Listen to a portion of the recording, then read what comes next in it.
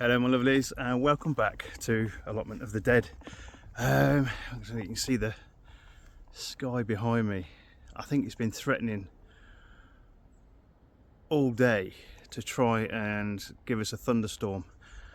Not necessarily a bad thing because it might break the little bit of heat that we're getting at the moment. It's been like 25 to 28 degrees today.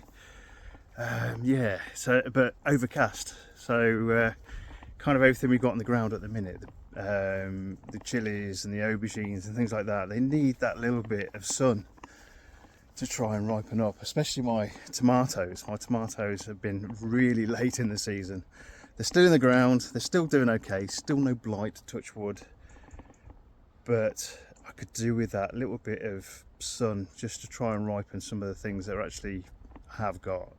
My wife's had loads of Tigerella tomatoes this year and they've done really well, so I don't know, I'm just hoping mine can at least pull through and give me something, especially kind of the Brad's. Just try and get a little bit of I don't know, Brad's tomato chutney.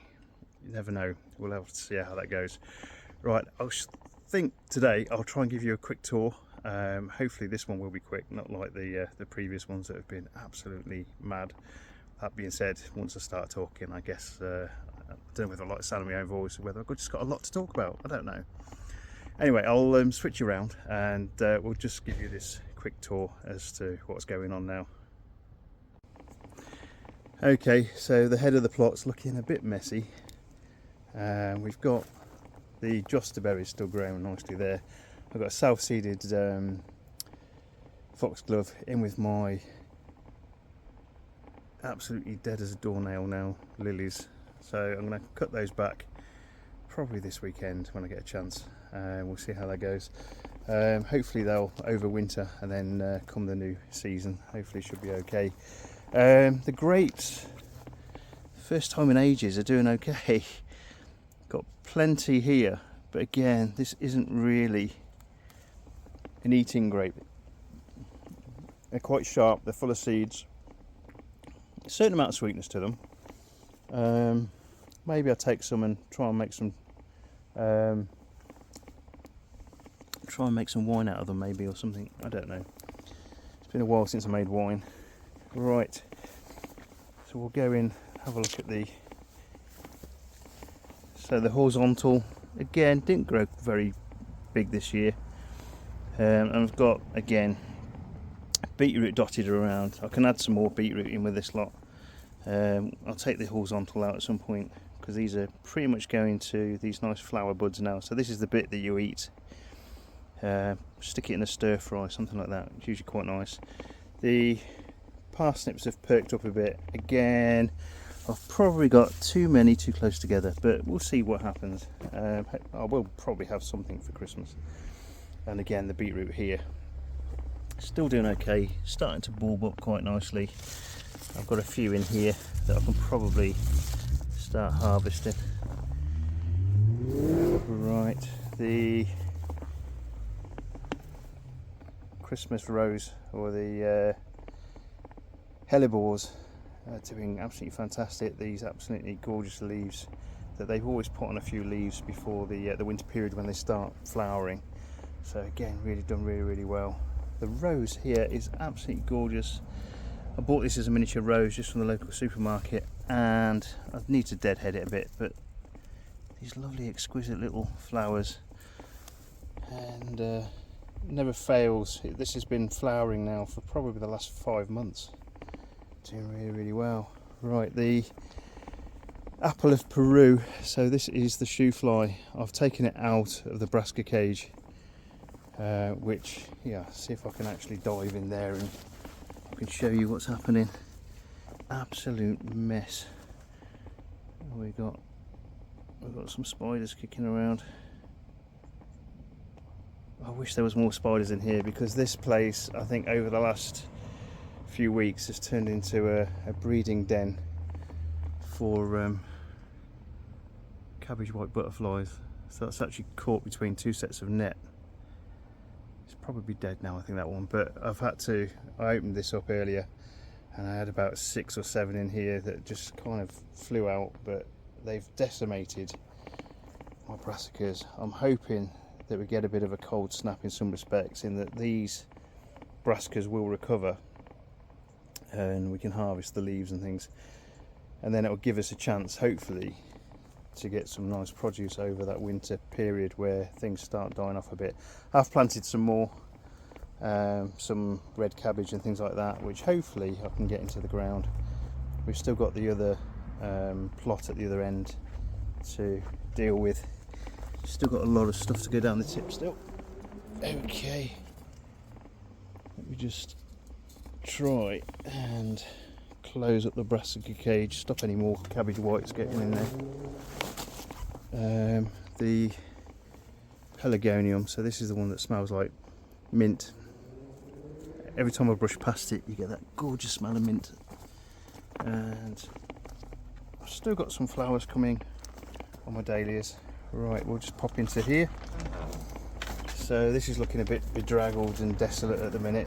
So Brad's Atomic, got plenty of tomatoes growing on this. Hopefully we've got time to ripen. Believe it or not, there is a melon kicking around in here. I'm not sure whether there's any fruit on it yet, but we'll see how that goes. And I've got a few of the little gherkin type cucumbers at the back there, which I'm going to have to harvest probably relatively soon. The mesembryanum, or ice plant, is still doing okay, and I'm surprised how tasty it is. It's quite salty, but still quite tasty, quite good for a salad, full of liquid, but very nice. And the wormwood, I'm going to probably transplant that out at some point and put it somewhere else.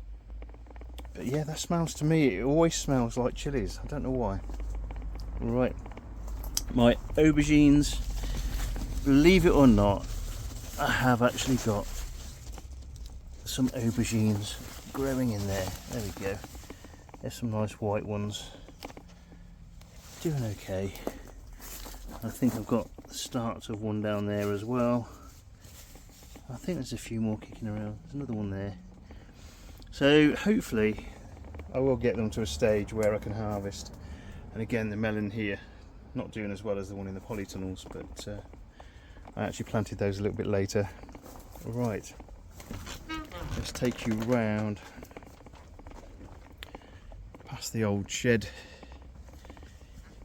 Okay, so this is what I planted up the other day.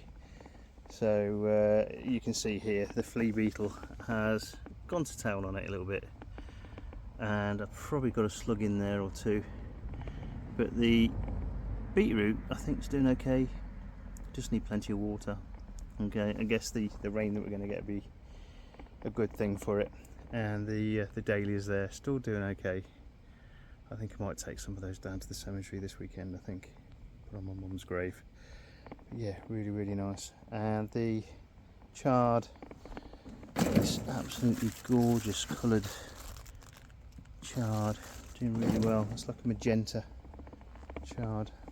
Right, we'll try and edge through.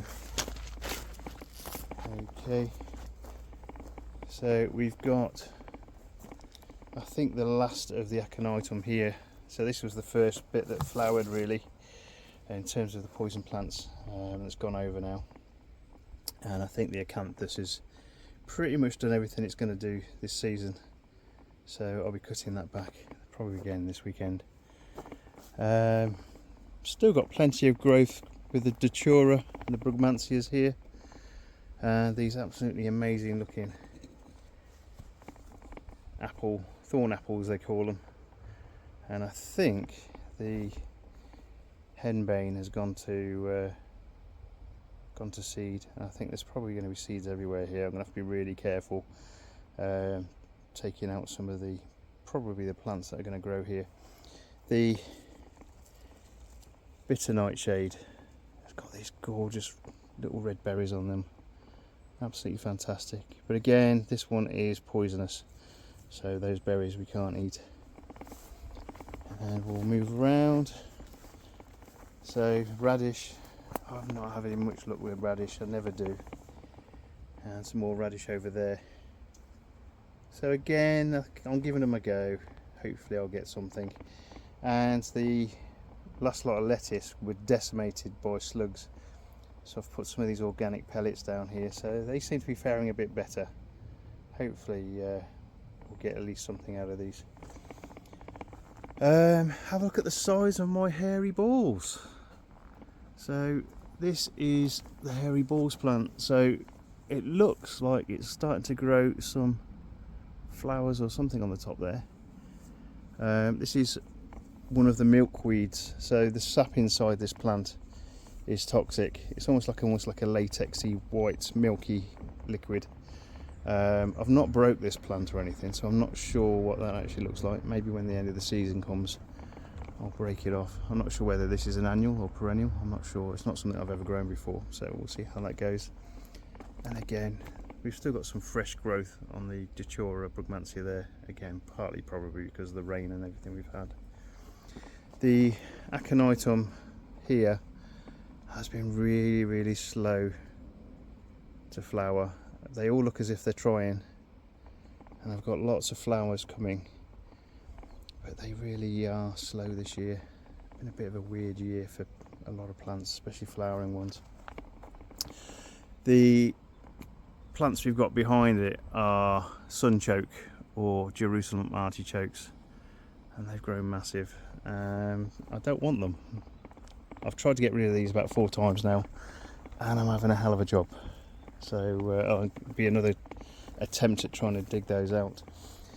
The RAF tomatoes, so one of the other guys on the Discord channel I use has grown these, and he says they're very tasty, so I just need to again get that little bit of sun, try and get these ripened up.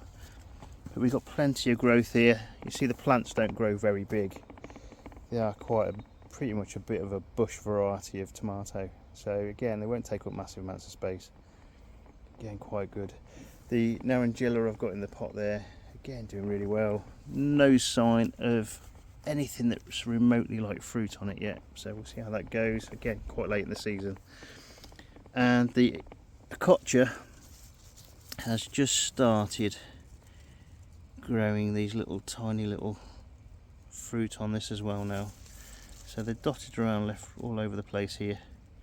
So we should have some Akocha relatively soon as well. You can use those pretty much everywhere where you use a green pepper. But yeah, we're getting plenty of growth now. It's actually found its way to the top of the wigwam. My sunflowers doing okay. A few varieties, quite pretty. Not as tall as usual. That's my neighbour's got some over there as well. Absolutely gorgeous they are. Bit of nice colour to the proceedings. So my garlic chives now have gone to flower. Again, these flowers are really quite tasty. I just spend most of my time just walking around the plot eating, which in some respects is quite dangerous, seeing as most things are poisonous on my plot. Oh, that's quite strong. Blimey. So this here is the mimosa. So again, this is a toxic plant. You can see these quite sharp spines all over the plant as well. But an interesting thing, because this is what they call the sensitive plant. So when things brush against it, they kind of close up. See if we can, there we go. All nicely closing up. So I've watered this today. Everything was out. I've watered it. I think the little bit of moisture around has closed them all up, but they generally close for the evening anyway. The Sarcococca, this is due to be flowering anytime soon. So this is a winter flowering plant, deciduous, smells very vanilla-y, really nice smelling plant, really good. Right, the insect house, doing okay. I've kind of Halloweened it up a little bit, adding a couple of pumpkins and things, and a nice little house on the top there. So far so good. So we've had a few storms, we've had a few heavy rains and things like that, and this has been, touch wood, so far okay. It's not blown away or anything, so that's pretty good. Right, we'll go round. So the beans are doing really well.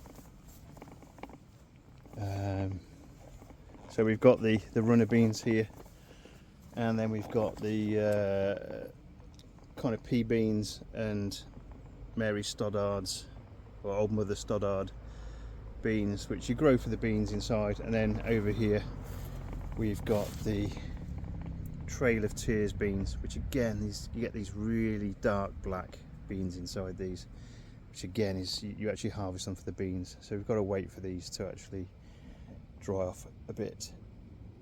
And then over the way there is another bean, which is the cave beans. So those are the ones that were found in a cave well, they were found in an urn, ceramic urn inside a cave, thought to be 2,000 years old, so, or 1,000 years old. Right, the other thing I've got growing here is a tromboncino, I think. So there is an attempt to grow some fruit on this, not even close to harvest, but we'll see again, we'll see how that goes. Alright, we'll have a quick look inside the new build. Maybe the lights will come on, maybe they won't. No, I don't think they will. So we've got plenty, I've just watered in here, so they're laying a bit flat. So we've got plenty of chard, again, still to go out. Different chard, different beetroot. And we've got some kind of laying flat spring onions. And then at the top there, I've got some more brassicas. So some kind of red cabbage and things, which should be able to basically grow over winter. Generally they do okay. And again, the mustards need to go out at some point shortly as well. And a bit more fennel. So again, I can throw a bit more fennel in. Right, let's walk around this way.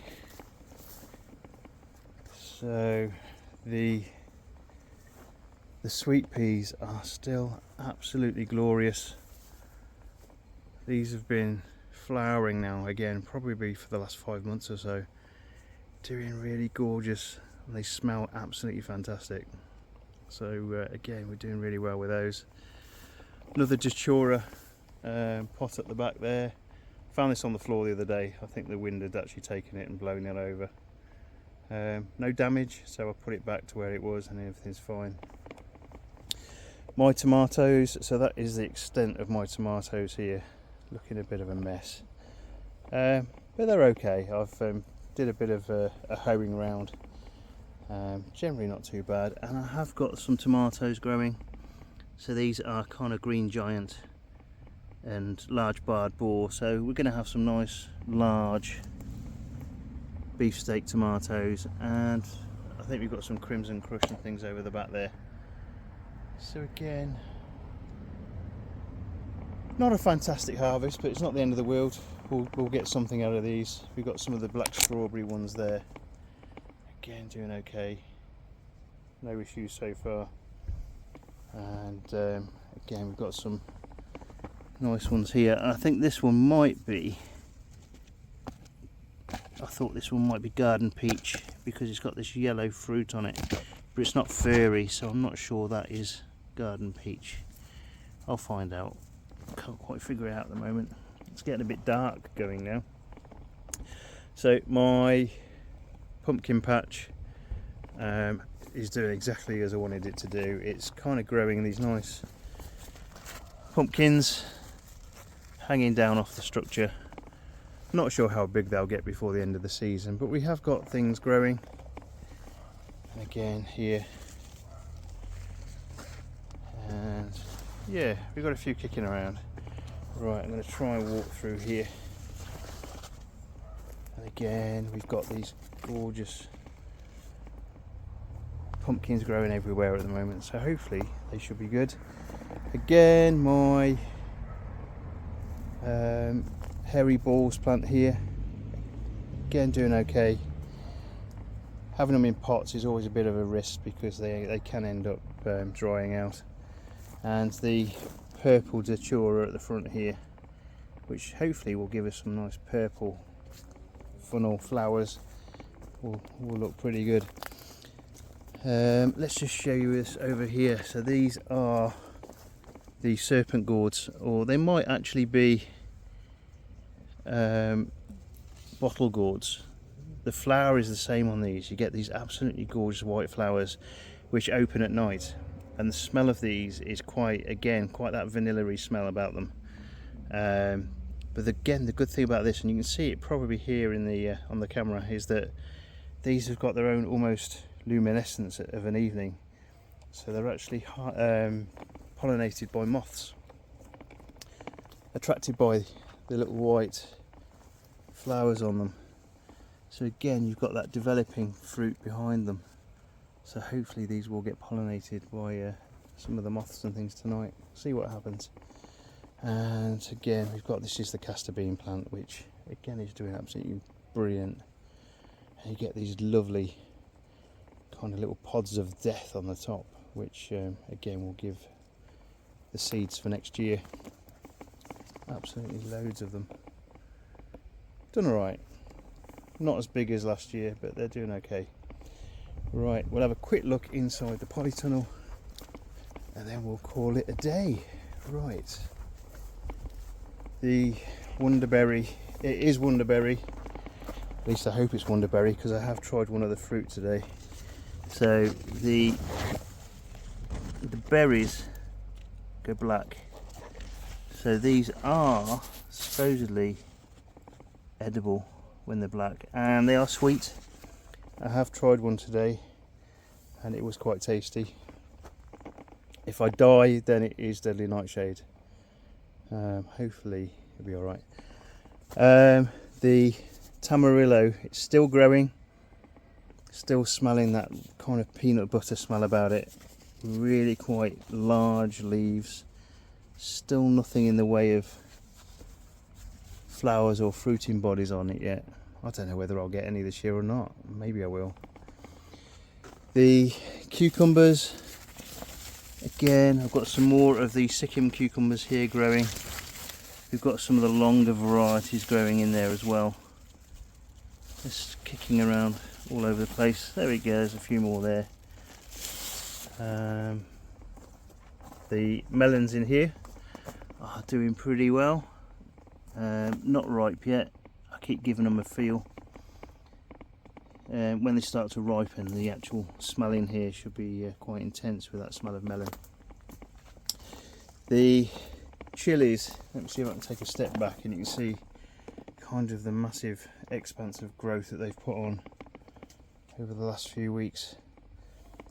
And they're putting out the pods now. So we've got this skunk red here. Again, some really nice pods growing on them, and they should ripen. The tumbling tom tomatoes, giving them again a good water, but they're not looking great now. I think we've had a few of the cabbage whites in here on the nasturtium as well, which haven't done them any good really. But again, we've got chilies everywhere, so they get these again. One of the most prolific chilies is the sugar rush. Always do really well. We got the Targa Mures, and we have here is 7-pot Slimer. So this one should stay kind of a nice weird green colour hopefully. So we'll see how that looks. We'll see how that tastes. Probably going to blow my head off. My ricotta peppers are still growing. Oh god, I didn't want to do that. I wanted that to get a bit bigger and ripen up before I took that one. But there we go. Things, I think I might have knocked it on the way past before. Well, we've got some others growing there. The charapita again is had little tiny flowers all over it, but fruit wise absolutely rubbish. They are probably going to be the tiniest little fruit going, but yeah, nothing yet. You can tell why this is the most expensive chili in the world, because these flowers, if they turn into fruit, they're going to be tiny. Let me have a look in here. So we've got Orion. So again, these absolutely fantastic, gnarly kind of pods, which again should be really quite tasty. These Chinese varieties are really quite fruity, and again I think that one is another Chinese variety of something. That one might even be one of the purple mamps, but again grown off this nice dark stemmed plant. I'm basically going to have a bit more of a look and see if I can figure out which is which in here. Cucumber melons still doing okay, still getting a few of those, and plenty to hopefully help keep the butterflies and things away. Getting quite a few spiders in here. Okay, we'll just go into this last bit. Let me just show you the fennel. So I have got some bulbs now, and I can probably harvest some of these soon. Somebody told me to leave them a bit longer, but they are bulbing up now, so that should be quite nice. And then I'll replace them with some more. I keep breaking the flowers off these because I don't want them to go to seed. Well, that cucumber was quite tasty. Right, again we'll go into the last polytunnel here, and again I've got plenty of the this is Zebranga, that pretty nice orange striped, orange and red striped chili. Quite warm, it's hotter than I thought it was going to be.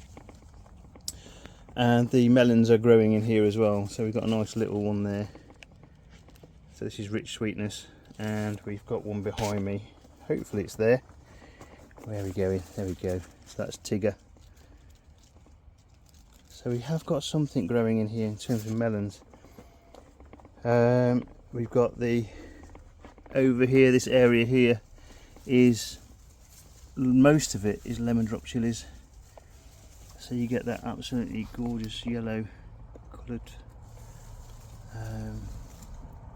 chilies growing on there. And again, this area doing really well. The space chilies still getting plenty. Still getting plenty of these little fellas around though as well. There's some slug in the corner there. Bless them. But again, this Ahi Chalaroro. Again, you get this quite nice, kind of nice orangey kind of fruit to them. And again, these are quite hot, hotter than I thought they would be again. These have taken me a bit by surprise this year. Okay, so let's have a look at the Jim's Long Cayenne. Look at the size of that, absolutely massive. Again, plenty of fruit on this as well. These Cayenne varieties are absolutely gorgeous for making, look at that, chili sauces and things like that. And they're good for the, if you dry them out, you can use them for making chili powder. Again, really good. The Sugar Rush, I think there's two different, or maybe three different types there. So we've got peach red and also the stripy.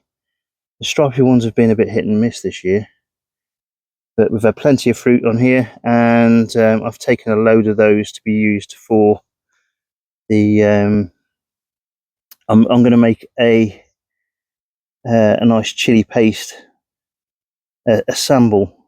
They call it a sambal olek, which is like a chili paste that you can use in other cooking and stuff. These ones here, they look like little teardrops.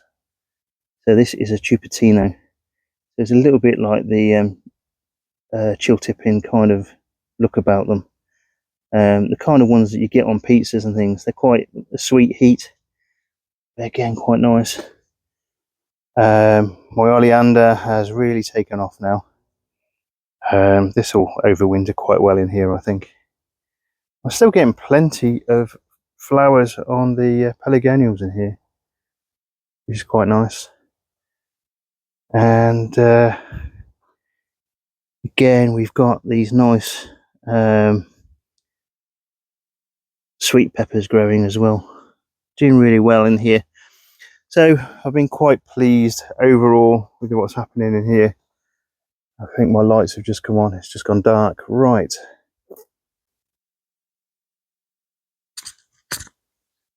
Okay, so the lights have all started to come on now. Temperature wise in here, it's dropped to kind of 6 degrees overnight some days. But that, 36 degrees in here during the day, been quite intense really. 18 degrees at the moment. Again, I think we're waiting on that thunderstorm here to potentially stop that heat a little bit. Again, I like my lights. Again, it brings in things like the pollinating moths and things like that into the plot. So yeah, doing okay. Right. So that's the bit of a tour for start of September. So we're up to September the 2nd. Again, yes, plenty on this plot to harvest still. I know a lot of the other allotment YouTubers and things are starting to put things to bed already. They're starting to kind of think about kind of digging over the land and making it ready for that kind of new spring. I know there's some people won't put a lot in the ground over the kind of winter period. I'm going to try, if I can, and try and keep things like chard going, beetroot, that sort of thing. So when everything comes out of here, and I think it's probably going to be hopefully the start of November again. So I've still got a couple of months worth of growth in the chilies at least, to still get some nice pods off them. That first week in November, in fact, probably the couple of weeks before, I'm going to have to try and start trying to figure out how to overwinter some of these plants that I want to try and overwinter. So the ricotta pepper, the tamarillo, I'm going to try and overwinter that because I'm not sure this is going to give me any fruit this year. They call it a perennial tomato as well, so maybe I can get that kind of overwintered. I'll cover it in fleece and see if that makes any difference. But yeah, there's plenty to go in this plot. There's still plenty to harvest, and there's still plenty to plant. I'm still going to probably try and throw a few carrots in.